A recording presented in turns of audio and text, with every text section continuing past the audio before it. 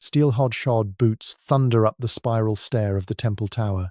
Torches spit sparks, muskets glint, and the oak door to the royal cell shakes under a rifle butt. Inside, 10-year-old Louis Charles, Dauphin of France, future Louis XVII, clutches his wooden toy drum as his father, Louis XVI, folds him into one last embrace. The king's face is wax-grey, powdered not for ceremony but to hide a night of weeping. When the hinges burst, he steps forward, not as a father, but as a monarch defeated. Citoyen Capet, the captain barks, using the name forced on a king who no longer exists. The convention orders the boy removed, effective immediately. A ring of bayonets closes like iron teeth. The queen sobs, the princesses plead. Louis XVI raises a trembling hand, half blessing, half surrender, and the guards seize the child.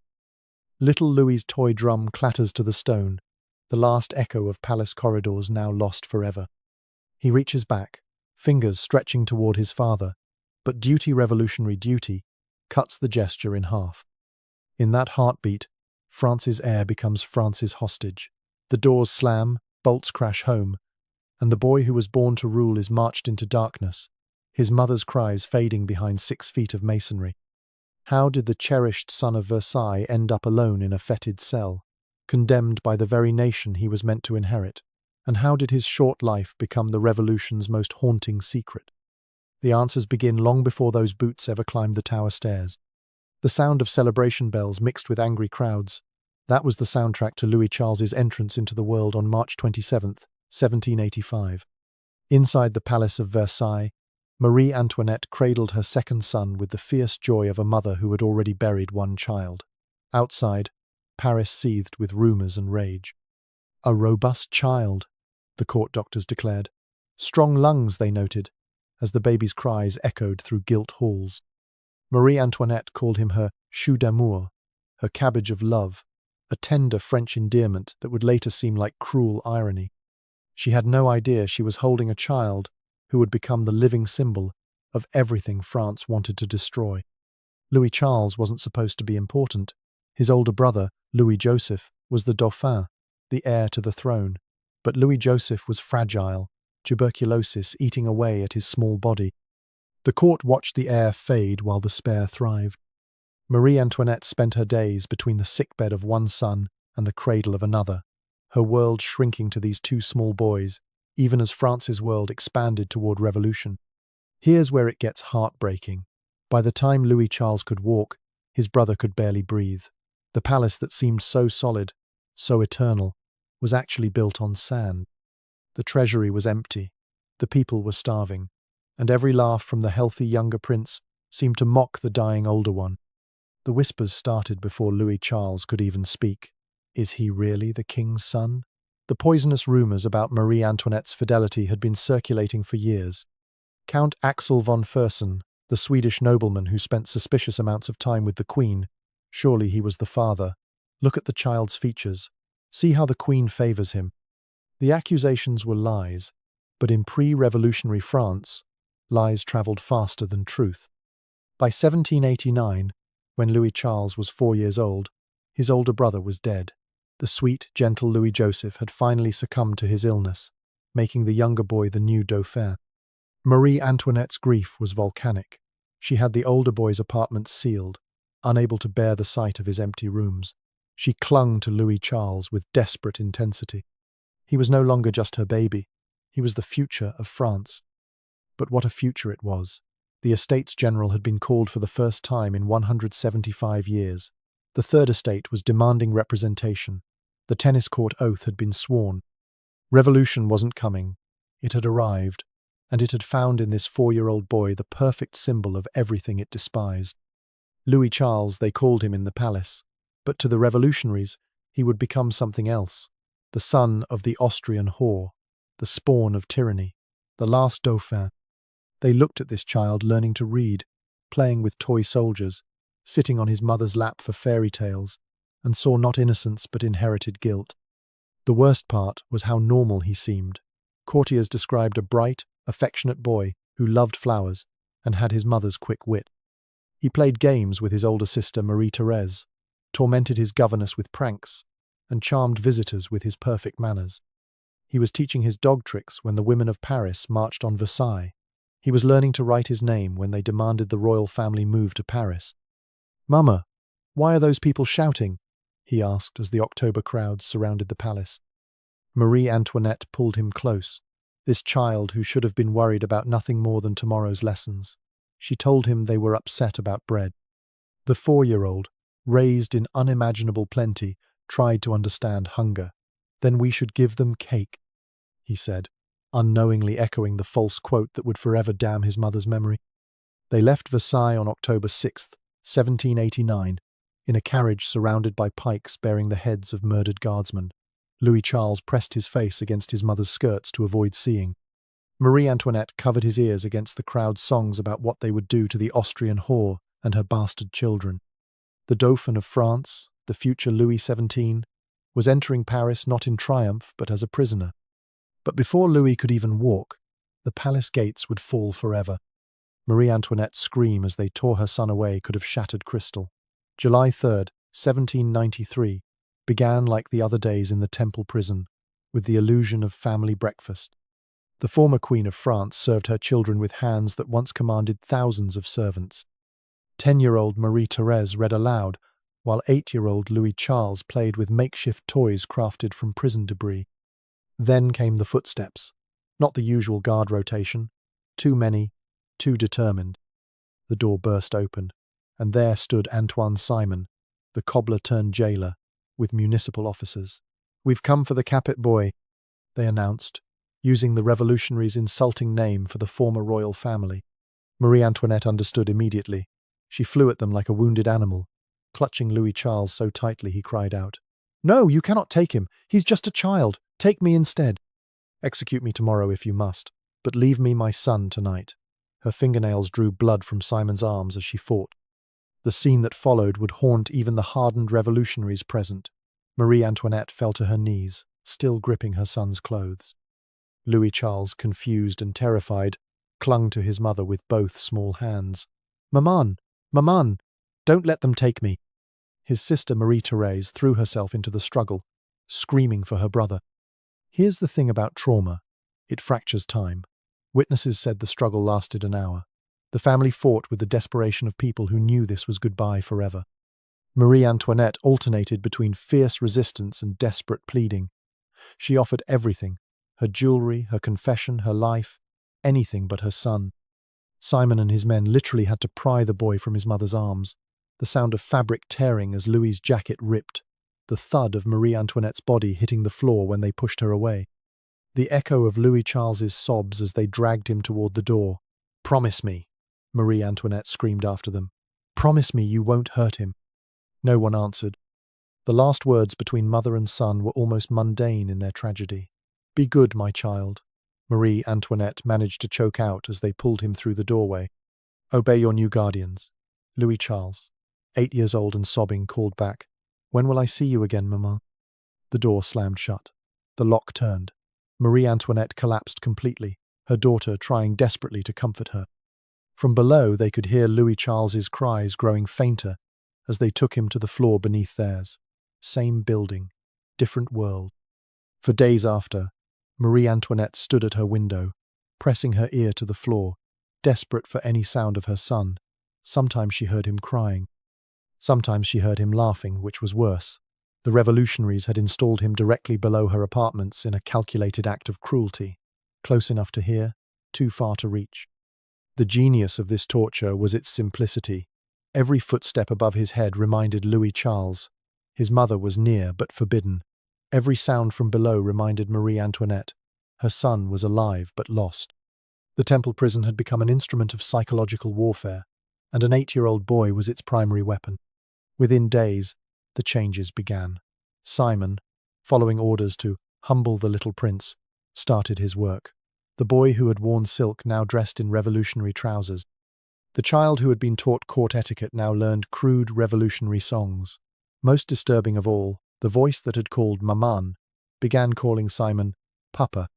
Marie Antoinette recorded in her smuggled letters the agony of hearing her son's voice change. Not just the natural deepening of a growing boy, but the words themselves. Revolutionary slogans floated up through the floorboards, vulgar jokes in a child's high voice, and worst of all, laughter. Her son was laughing with his captors, while she died by degrees above him. The separation destroyed something in both of them. Marie Antoinette aged a decade in weeks, her famous blonde hair turning white. She, who had been criticized for her frivolity, became a hollow ghost, living only for glimpses of her son during his supervised walks in the prison courtyard. Louis Charles, cut off from everyone he loved, began the transformation from prince to revolutionary puppet. But the revolutionaries had made a miscalculation. They thought separating mother and child would break just the mother. They didn't understand that they were breaking the child too, creating damage that would horrify even them. Because Louis had no idea that the man taking him away had specific orders that would destroy not just his childhood, but his very identity. Revolutionary songs sung in a child's breaking voice echoed through the temple prison. Ça ira, les aristocrates à la lanterne. The aristocrats to the lamppost, piped 8-year-old Louis Charles, his new guardian Antoine Simon beaming with approval. The cobbler had taken his mission to re-educate the former Dauphin with zealous efficiency. Simon wasn't a monster by nature. Before the revolution, he'd been a simple shoemaker, a man who worked with his hands and believed in honest labor. But the revolution had given him purpose, importance, and most dangerously, power over a symbol of everything he'd been taught to hate. In Louis Charles, he saw not a frightened child, but a chance to prove his revolutionary credentials. The transformation began with the basics. No more Louis Charles or Monseigneur.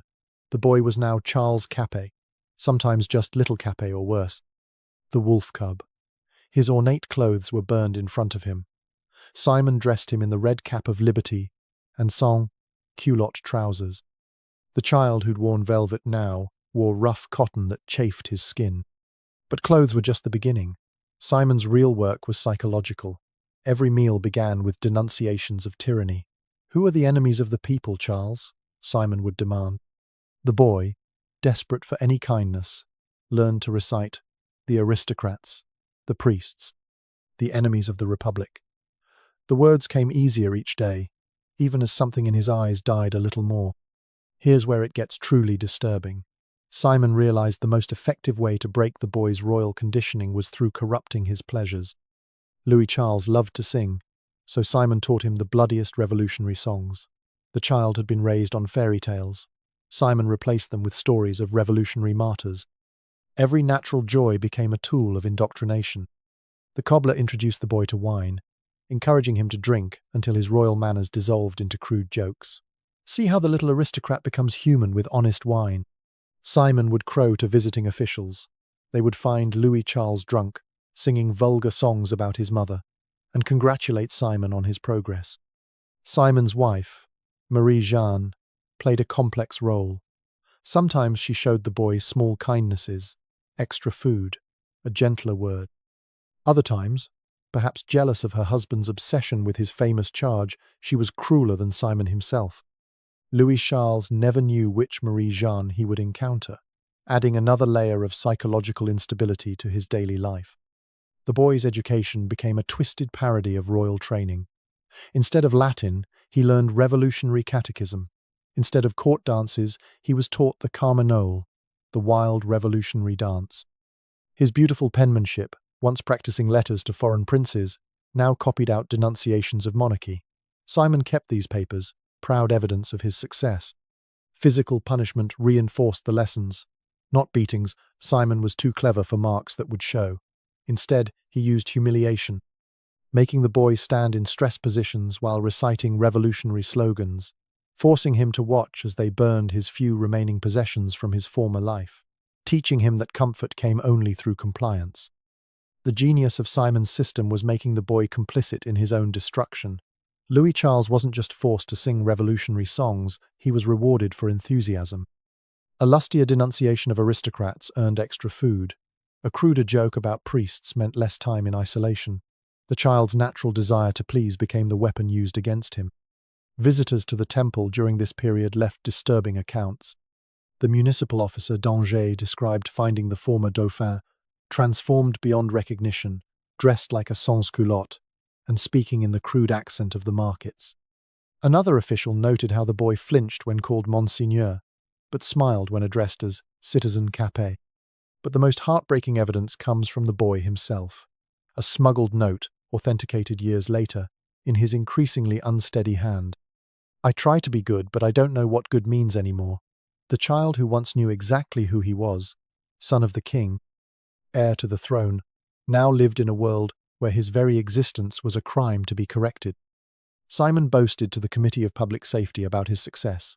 The former Dauphin now cursed like a market worker, drank like a soldier, and most importantly, spoke against his family like a true patriot. They had taken a prince and made him a sans-culotte. The revolution could ask for no greater victory. Yet even Simon sometimes seemed unsettled by what he'd created. Guards reported him staring at the sleeping boy with an unreadable expression. Once, when Louis Charles had a nightmare and called out for his mother, Simon was heard muttering, "What have we done?" But by morning, the lessons resumed. Because Simon's cruelest lesson was yet to come, one that would damn the boy's mother and haunt Louis Charles for the rest of his short life. A child's voice reading accusations against his mother broke something fundamental in the world. October 1793, and 8-year-old Louis Charles stood before revolutionary officials, his small hands clutching papers that would send Marie Antoinette to the guillotine. The words he spoke that day would echo through history as perhaps the revolution's cruelest act. It started with Jacques Hébert, the radical journalist who needed something sensational for Marie Antoinette's trial. The usual charges, correspondence with enemies, depleting the treasury, seemed insufficient.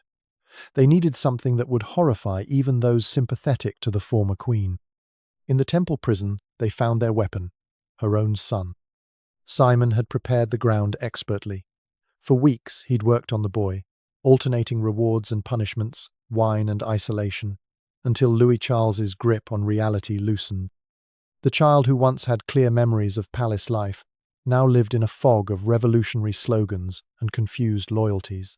Into this psychological chaos, Hébert introduced his poisonous suggestions. The process was gradual, insidious. First, innocent questions about his mother's affection. Then, darker implications about the nature of that love. The boy, desperate to please and perhaps no longer fully rational, began to agree with whatever they suggested. Yes, his mother had been too affectionate. Yes, there had been improper touches. Yes to everything if it meant they would stop asking. Here's what makes this particularly vile. They made him sign a formal deposition. This 8-year-old child, manipulated and likely intoxicated, put his signature to accusations of the worst possible nature against his mother. The document survives in the archives, the childish handwriting a permanent testament to revolutionary cruelty. When they brought Marie Antoinette into court on October 14, 1793, she had already endured months of isolation and degradation. Her white hair was hidden under a cap. Her once beautiful hands were roughened by prison life. But nothing had prepared her for hearing her son's accusations read aloud in the courtroom.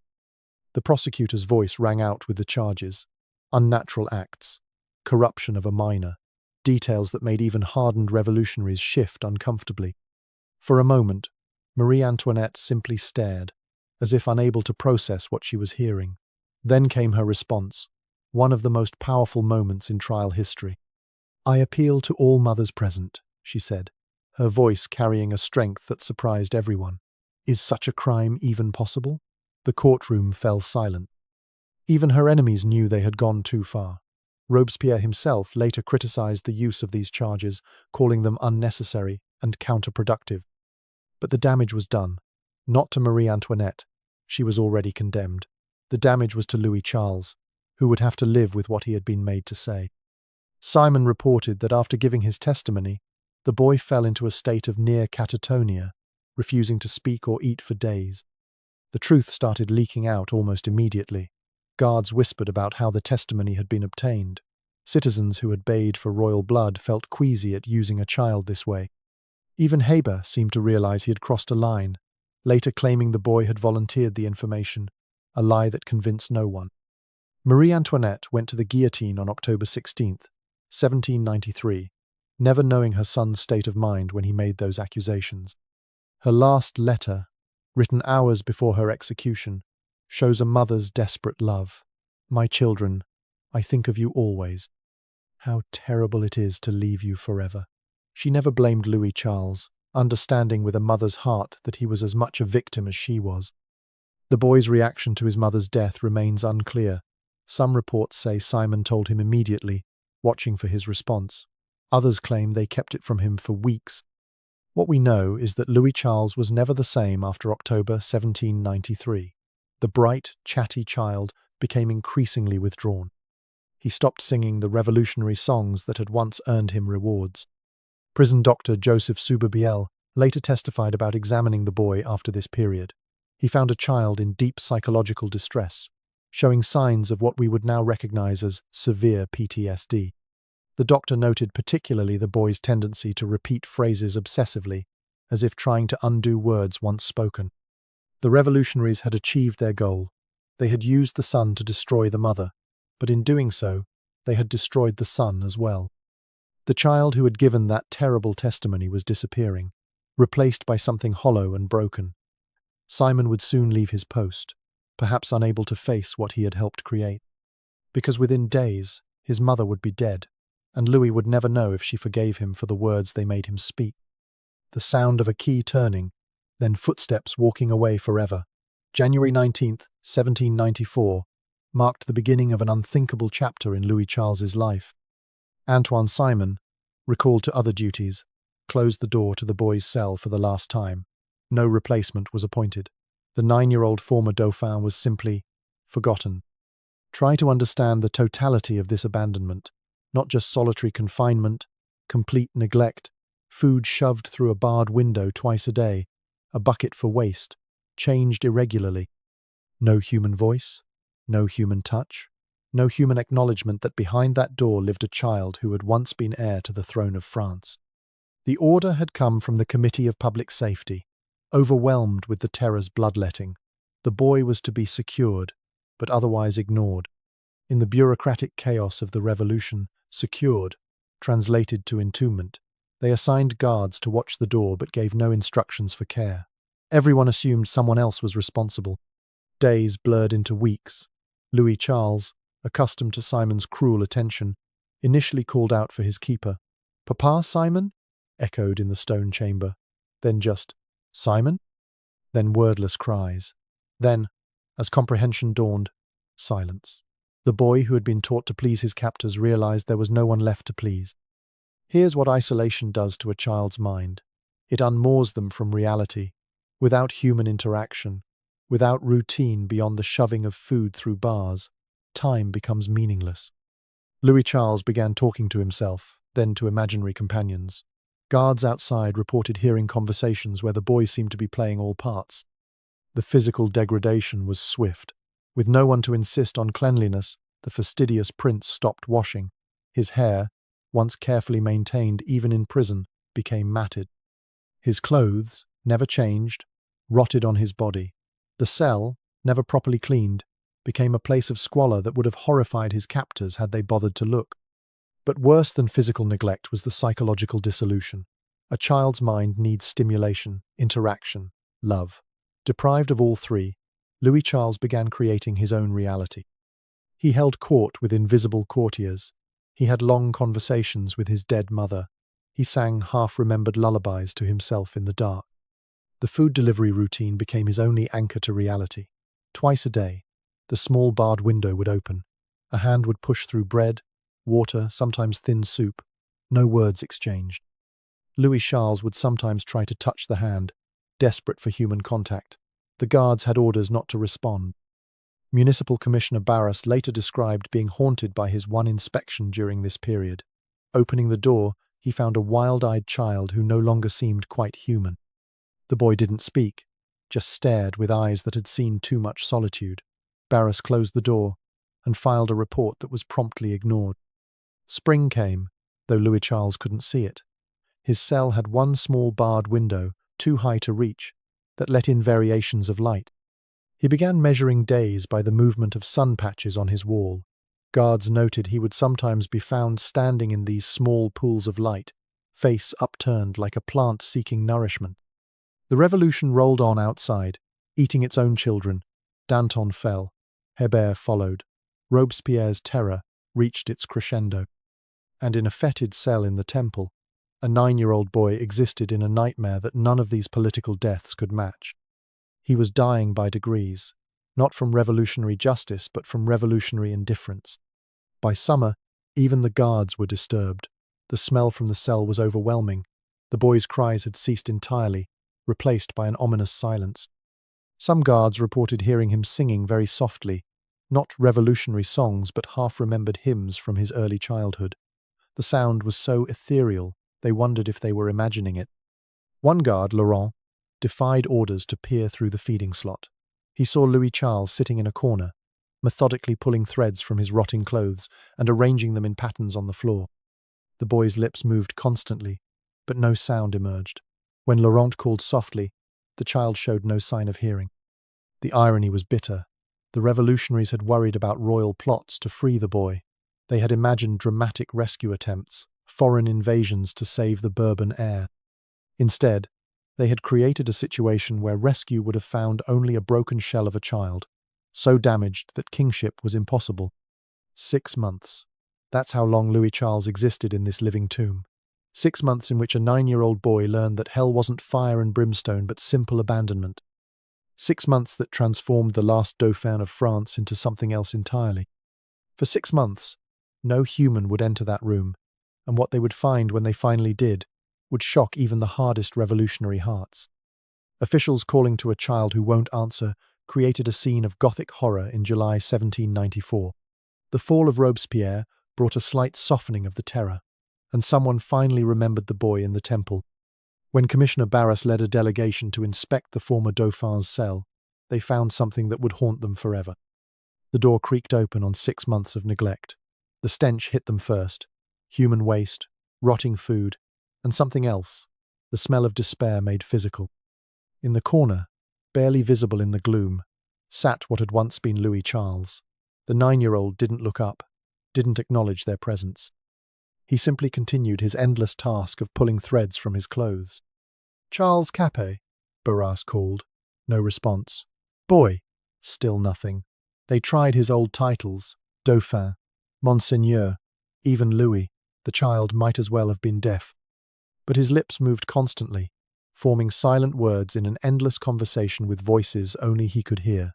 His eyes, when they could see them, tracked movement that wasn't there. The physical transformation was shocking. The beautiful child who had charmed Versailles was unrecognizable. His hair hung in filthy mats to his shoulders. His clothes were rags held together by dirt. Sores covered his legs. His fingernails had grown long and yellowed, but it was his silence that disturbed them most.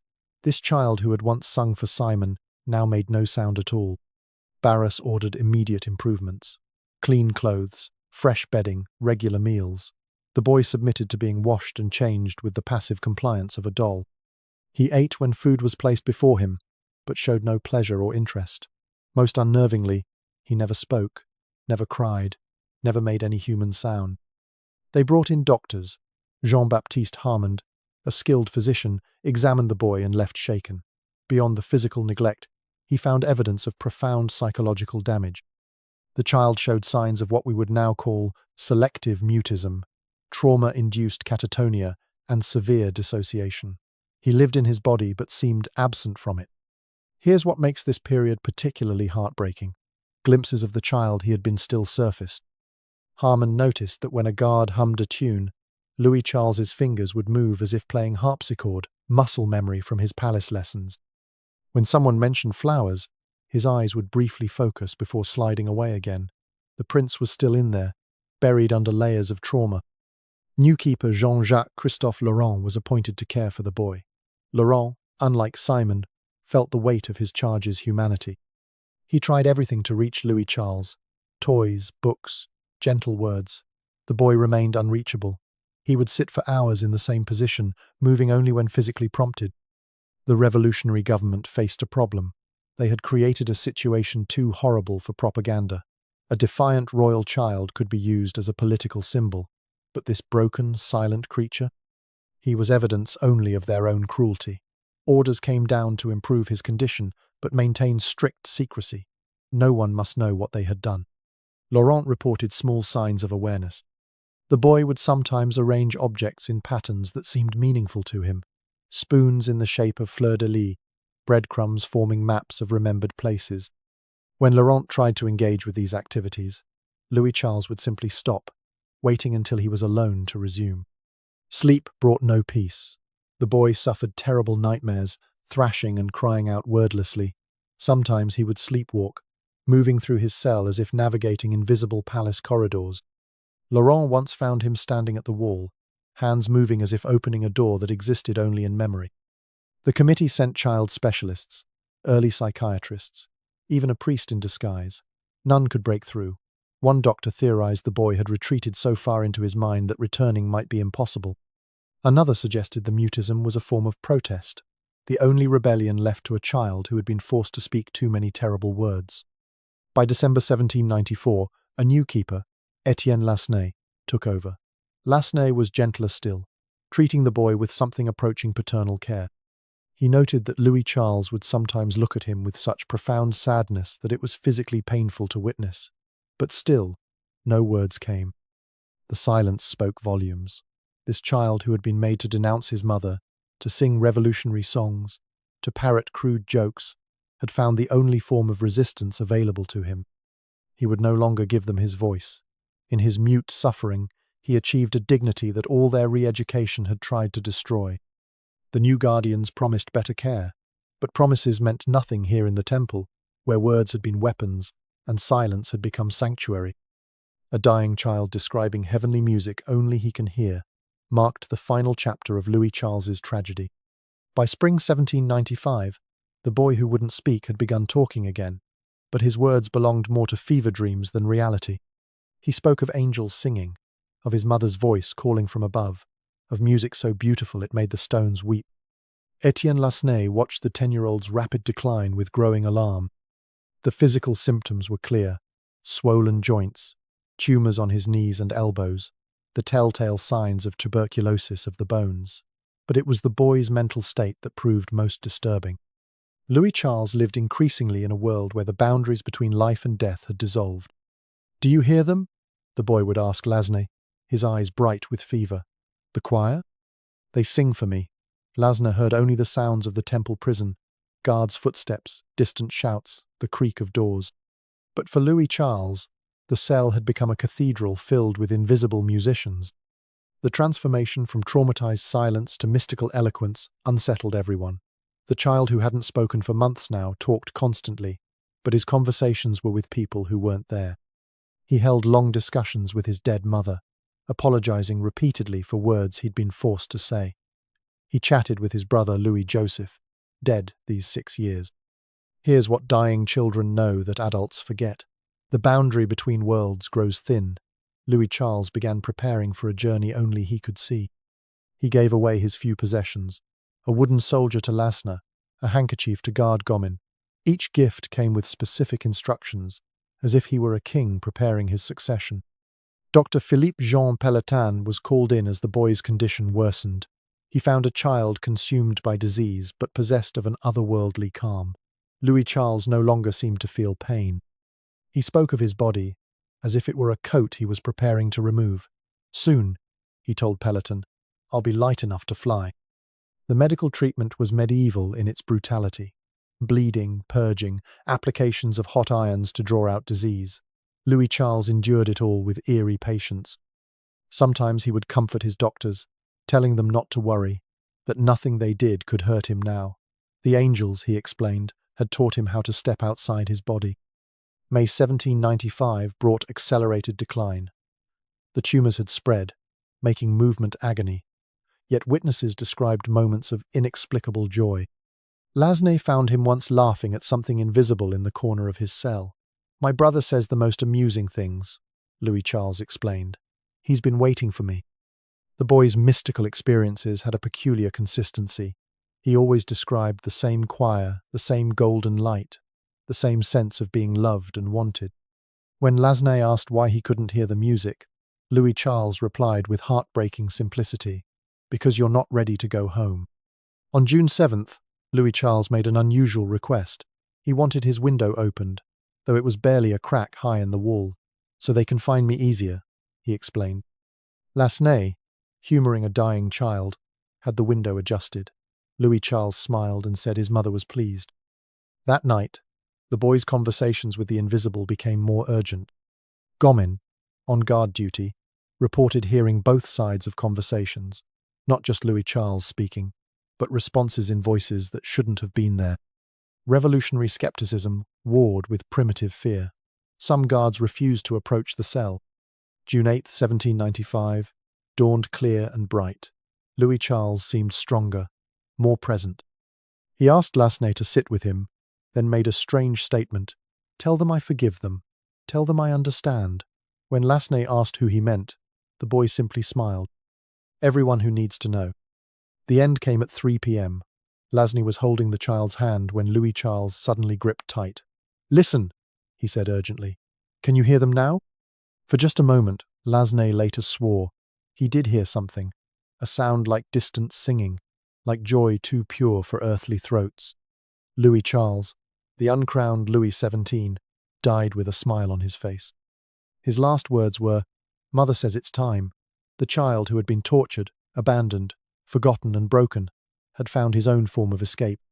Whatever music he heard, whatever visions comforted him, they had given him something the revolution could never take: peace. The guards who had mocked royal pretensions found themselves unexpectedly moved. This wasn't the death of a political symbol, but of a child who had somehow transformed suffering into transcendence. Even hardened revolutionaries spoke in hushed tones about the strange atmosphere in the temple that day. But death would not be the end of Louis XVII's story. It was merely the beginning of a journey that would last 2 centuries. The sound of a surgeon's saw, then sudden silence as Dr. Philippe Jean Pelletan made a decision that would echo across centuries. June 9th, 1795, in the Temple prison's makeshift mortuary, the physician performing the autopsy on Louis Charles suddenly stopped. Looking at the small, damaged body before him, Pelletan felt history watching. The autopsy was supposed to be routine, confirm cause of death, scrofula, tuberculosis of the bones, and allow burial. But Pelletan, a royalist sympathizer forced to serve the revolution, saw something else on his table. Not just a dead child, but the last direct male heir of a 1,000-year dynasty. Evidence of a crime that France might someday need to confront. Working quickly while his assistant looked away, Pelletan made his cut. The heart he removed was small, fitting easily in his palm. A 10-year-old's heart, bearing the marks of disease and suffering. He slipped it into his handkerchief, then into his pocket, his own heart pounding with the audacity of the theft. But here's what makes this moment remarkable. Pelletan wasn't thinking of relics or profit. He later wrote that he felt compelled by something beyond reason. This heart must not be lost. He remembered thinking, someday, someone will need to know the truth. He smuggled the heart out in his coat, revolutionary guards none the wiser. Back in his laboratory, Pelletan faced a problem. How do you preserve a heart? He chose distilled wine, alcohol to prevent decay. The small organ floated in its crystal jar like a question mark, demanding answers that wouldn't come for centuries. Pelletan hid it among his specimens, just another anatomical curiosity to casual observers. The body they buried was incomplete. In the Sainte-Marguerite cemetery, they threw Louis Charles into a common grave with no marker. Revolutionary efficiency at its finest, erase the boy, erase the problem. But Pelletan's stolen heart ensured that erasure would never be complete. Somewhere in Paris, proof of Louis XVII's death waited in alcohol and glass. Pelletan's life became organized around protecting his secret. During searches, he hid the jar. When moving homes, he carried it himself. His wife knew but never spoke of it. His students wondered about the specimen their teacher wouldn't discuss. The heart became his burden and his purpose. Years passed. Napoleon rose and fell. The Bourbon Restoration came. Pelletan, now elderly, tried to return the heart to Louis Charles's sister, Marie-Thérèse, the only surviving child of Louis XVI, and Marie Antoinette. But the Duchess d'Angoulême, traumatized by her own imprisonment, couldn't bear to look at her brother's remains. The heart returned to its jar. The strange journey had only begun. After Pelletan's death in 1826, His son inherited the heart. But during the July Revolution of 1830, rioters sacked their house. The jar smashed on cobblestones, the heart tumbling into the street. A medical student named Lescroart scooped it up, recognizing its importance from the broken jar's labels. Now the heart passed through different hands. Lescroart gave it to Dr. Jean-Henri Tillos, from Tillos to his colleague Dumont. Each transfer came with whispered history, sworn secrecy, and the weight of protecting royal remains in Republican France. The heart dried and hardened, turning the amber color of ancient resin. By 1895, a century after Louis Charles's death, the heart reached Don Carlos de Bourbon, a Spanish claimant to the French throne. He placed it in a rock crystal urn at the Austrian castle of Frosdorf. Finally, the heart had found royal sanctuary, but its journey wasn't over. World War II brought new dangers. As armies swept across Europe, the heart was hidden, moved, hidden again. Those protecting it believed they were safeguarding not just tissue but truth. Each guardian added another layer to the story, another link in the chain connecting the dead child to an unknown future. The heart outlived kingdoms and republics. It survived revolutions, wars, and the attempts of dozens of impostors claiming to be the escaped Louis XVII. Through it all, this small, hardened organ waited in its crystal urn like a biological time capsule, carrying DNA that would one day speak louder than all the false claimants combined. What drove these people to protect a child's heart for 2 centuries? Perhaps they understood that some crimes demand witnesses. The heart became France's hidden conscience, proof of what revolution could do to innocence.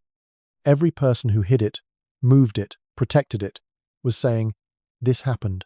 This child existed. This suffering was real."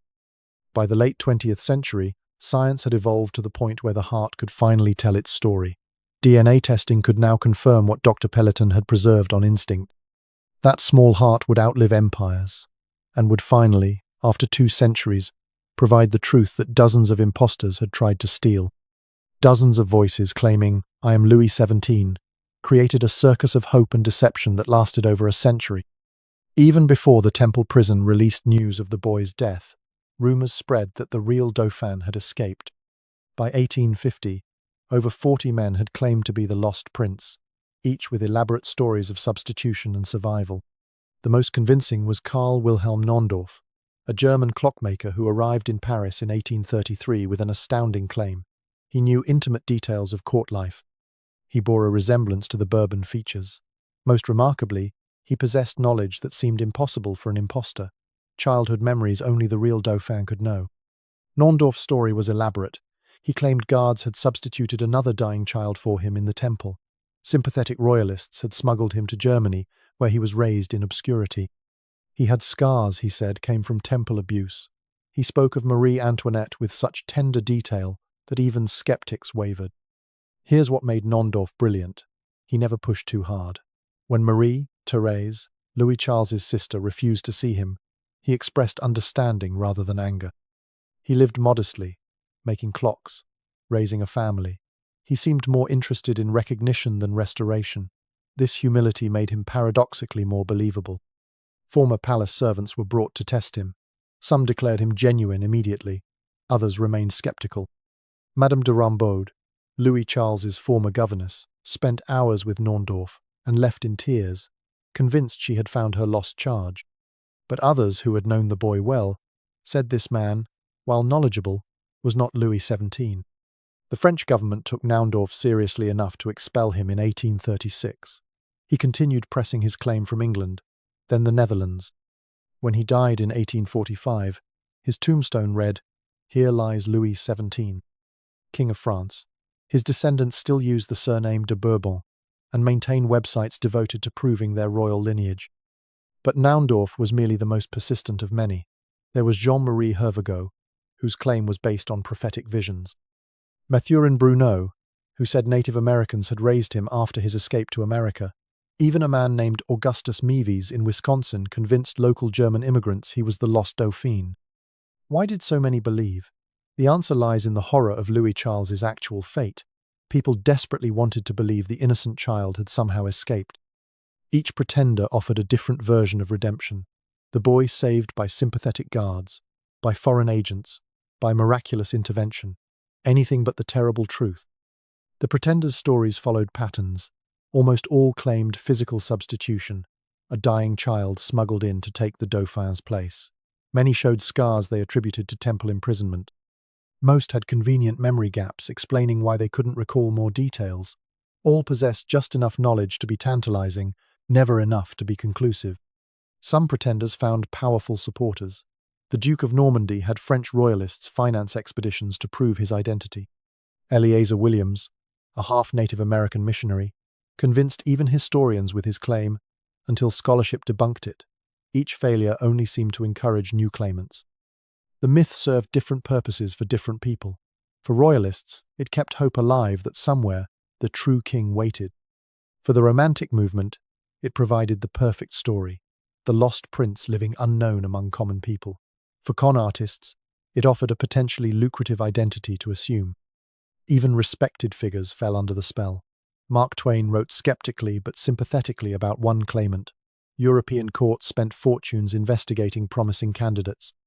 The legend of the escaped Dauphin became so powerful that proving someone wasn't Louis XVII became harder than claiming to be him. The cruelest aspect was how these false hopes tortured Louis Charles's surviving family. Marie-Thérèse, his sister, faced regular approaches from men claiming to be her brother. Each encounter forced her to relive the temple trauma. She developed a standard test, asking about a childhood dog only she and Louis Charles had known. None ever passed. By 1900, pretenders had become a cottage industry. Books were written supporting various candidates. Lawyers made careers arguing their cases. Tourism developed around sites connected to supposed survivors. The lost Dauphin had become more valuable as myth than the real boy had ever been as prince. But science was advancing. Soon, technology would exist to test the preserved heart against Bourbon DNA. The pretenders' descendants prepared their own samples, confident their ancestor would be vindicated. The heart waited in its crystal urn, holding truth that would devastate a century of false hope. But in a laboratory in Paris, science was about to speak with a clarity no pretender could match, ending 2 centuries of wishful thinking with the cold precision of genetic code. The beep of modern machinery, analyzing ancient remains, finally answered questions that had haunted France for 2 centuries. In April 2000, Professor Jean-Jacques Casimon of Belgium's University of Louvain prepared to extract DNA from the heart preserved by Dr. Pelletan. Science would speak where history had stuttered. The testing process required exquisite care. The heart, hardened to near-stone consistency, yielded only minute samples. Casimon's team used techniques developed for ancient remains, coaxing genetic material from tissue that had spent 205 years in alcohol and crystal. Every step was documented, witnessed, verified. For comparison, they needed Bourbon DNA. Marie Antoinette's hair, preserved in various reliquaries, provided the maternal line. Living Bourbon descendants offered blood samples. Even hair from Marie-Thérèse, Louis Charles's sister, was obtained. The genetic net was comprehensive. If this heart belonged to Louis XVII, science would prove it. Here's what made the testing dramatic. Representatives of various pretender families insisted on observing. The descendants of Naundorf were particularly confident. They had their own DNA ready, certain the heart would prove their ancestor an impostor while vindicating their claim. 2 centuries of family mythology hung in the balance. The mitochondrial DNA results were unambiguous. The heart's DNA matched Marie Antoinette's maternal line perfectly. More importantly, it matched the hair from Marie-Thérèse, confirming both children shared the same mother. Nuclear DNA testing confirmed Bourbon paternal markers. This was indeed the heart of the son of Louis XVI and Marie Antoinette. But science revealed more than identity. Analysis showed markers consistent with severe illness and stress. The DNA itself bore witness to suffering, encoding at the molecular level what history had recorded in documents. This child had endured prolonged trauma before death. The pretenders' healthy substitutes were fantasies. The announcement on April 19, 2000, devastated communities built on false hope. Naundorf descendants who had spent generations as rightful heirs faced genetic refutation. Books were instantly obsolete. Websites went dark. Some refused to accept the results, claiming conspiracy. But science had spoken with finality the pretenders never possessed. Professor Cassiman later reflected on the moment when certainty emerged from data. "We knew we were ending dreams," he said, "but we were also ending a child's exile. The heart had waited 2 centuries to tell its truth. That truth was tragedy, not escape. Death, not survival. A child's suffering, not romantic adventure." The French government faced a decision. The heart was now scientifically verified as Louis XVII's. Did the Republic owe royal honours to a child victim of its founding violence? The debate revealed France's complicated relationship with its revolutionary past. Some argued for simple human compassion, others worried about legitimizing royalist sentiment. Surprisingly, consensus emerged around the child rather than the prince. This wasn't about monarchy, but about acknowledging historical wrongs. Even Republican voices agreed. Louis Charles deserved better than a numbered grave. The heart had preserved not just DNA, but a claim on conscience that transcended politics. Plans began for a formal burial at Saint-Denis, where French kings had been interred for centuries. The ceremony would include royalty from across Europe, but also representatives of the French Republic. The heart would finally join the empty tomb marked Louis XVII that had waited since the Bourbon Restoration. The DNA testing had unexpected consequences. Other historical mysteries suddenly seemed solvable. Museums worldwide re-examined their relics. The techniques developed for the heart were applied to other controversial remains. Science had given history a new tool for separating truth from wishful thinking. For the pretender's descendants, the results required painful adjustment. Some accepted the science gracefully, acknowledging their families had been victims of historical confusion. Others retreated into denial. A few found liberation in finally knowing the truth, even if it wasn't what they'd hoped. The most poignant response came from historians who had spent careers studying the various claimants. One scholar, who had written sympathetically about Naundorf, published a simple statement: "The heart has spoken. The boy died in the temple. Our romantic hopes must yield to a child's real suffering." As 2004 approached, preparations intensified for the heart's burial. This wouldn't just be the interment of royal remains, but a reckoning with revolutionary excess. The scientific verification had transformed a relic into a reminder of how politics can consume innocence, of how power can corrupt justice, of how a child can become casualty to adult ambitions. Which brings us back to that June morning in 2004, when France finally faced what it had done to a 10-year-old boy whose only crime was being born a prince. The morning of June 8th, 2004, had come full circle. In the Basilica of Saint-Denis, the small crystal urn waited at the altar, holding a heart that had travelled through 2 centuries to reach this moment. Prince Charles stood for the British royal family.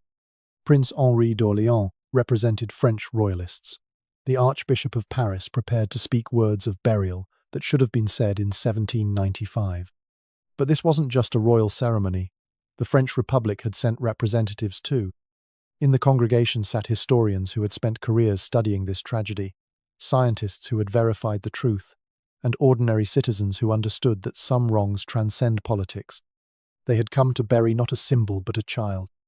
The Archbishop's homily avoided politics, focusing instead on innocence destroyed. He spoke of a boy who had loved his family, who had played with toy soldiers, who had deserved protection instead of persecution. The small heart in its crystal urn seemed to pulse with accumulated sorrow, for the mother who died not knowing her son's fate, for the father who went to the guillotine believing his line would continue, for the sister who spent her life wondering. As the heart was carried to the crypt, something remarkable happened. The planned formality dissolved into genuine emotion. Hardened journalists wiped away tears. Republican officials bowed their heads. The descendants of both royalists and revolutionaries stood side by side, united in recognition that what happened to Louis Charles had been wrong. They placed the heart in the tomb marked Louis XVII, a king who never reigned, a child who never grew up, a victim who had waited 209 years for acknowledgement. The crystal urn disappeared into darkness, but what it represented blazed into light. France had finally said what needed saying: "This happened. We did this. It was wrong." The ceremony ended, but the reckoning continues. The story of Louis XVII forces us to confront what happens when political ideology overwhelms human compassion. When we tell ourselves that children can be guilty by birth, when we decide that revolutionary justice matters more than actual justice, when we forget that every political symbol is first a human being. Modern France still struggles with this legacy. School textbooks that celebrate the revolution must somehow explain the temple prison. Museums displaying revolutionary glory must acknowledge revolutionary horror. The heart's journey from pocket to palace reminds us that some truths refuse to stay buried, that some victims demand witness, that some crimes transcend their time. What do we learn from Louis Charles? That suffering doesn't ennoble, it simply hurts. That children caught in adult conflicts pay prices they don't understand. That trauma can be so severe it steals speech itself. That even in the depths of degradation, a child can find escape in visions of beauty. That a mother's love and a child's need for it can be weaponized but never truly broken. The pretenders who claimed to be Louis XVII were wrong, in fact, but right in impulse. We want to believe the innocent escape. We need to imagine that, somewhere, somehow, the lost prince found peace. But the DNA told us truth is harder than fiction. The boy died. The suffering was real. The heart was his. Yet perhaps there's strange comfort in that verified truth. No more false hopes. No more wondering. The child who was hidden away, denied, forgotten, and mythologized has been found, identified, and properly buried. Science gave him back his name. History gave him back his story. France gave him back his place among its complicated dead. Visitors to Saint-Denis can now pay respects at a tomb that holds truth instead of questions. Some leave flowers, some say prayers. Some simply stand in silence, contemplating how revolution can devour its own children. All bear witness to a fundamental truth, that every grand political narrative has human costs, and those costs have names, faces, hearts. The heart of Louis XVII beats no more, but its journey reminds us that evidence endures, that truth eventually emerges, that even the smallest victims deserve remembrance. In the end, a 10-year-old boy got what was always his right: acknowledgement of his suffering, verification of his identity, and a place to finally rest.